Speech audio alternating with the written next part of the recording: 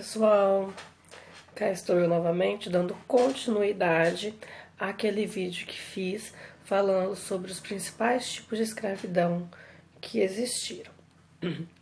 Hoje eu resolvi falar um pouquinho a respeito das condições do tráfico negreiro.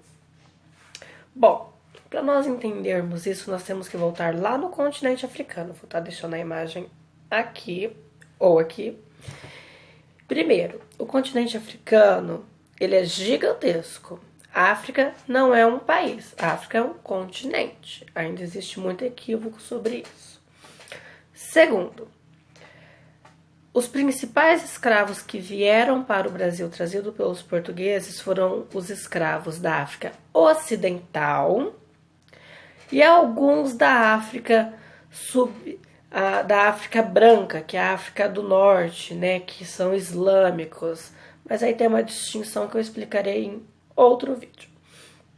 Também vou estar deixando uma imagem aqui para vocês entenderem o contexto geográfico da África. Mas como isso acontecia? Quando Portugal ele finalmente conseguiu cruzar a Ilha das Tormentas, depois batizada de Ilha do Cabo Verde, eles fizeram seus primeiros experimentos com a cana-de-açúcar, utilizando uma mão de escrava negra que ali existia. Vendo que isso deu certo, eles resolveram expandir este negócio e trazê-lo para o Brasil. Então, eles chegaram no território africano para comprar escravos. Ah, mas como assim? Chegava lá, comprava, pagava e trazia para o Brasil? Praticamente sim. Primeiro, os portugueses negociavam com os grandes reis dos impérios africanos. Vamos citar alguns aqui. Temos o Império Iorubá, o Império de Mali e o Império Songhai, que são grandes, importantes impérios que cederam escravos aqui para o Brasil e que estes nos influenciam culturalmente até os dias atuais. Além de tudo isso, eram feitas feitorias. Feitorias eram como um local que dizia que Portugal estava comprando os seus escravos ali e que nenhum outro país poderia fazer isso.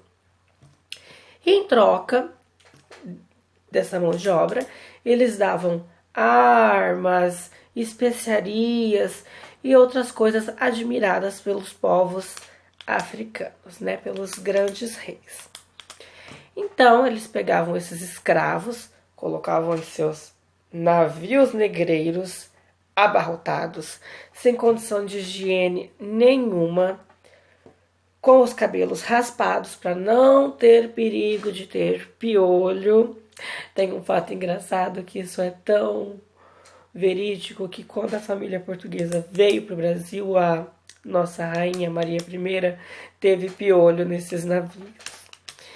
E traziam sem uma alimentação adequada, sem condições, sem higiene. Era um local apertado onde vinham mais de 500 pessoas, então não era muito difícil que alguns morressem ou alguns definhassem muito.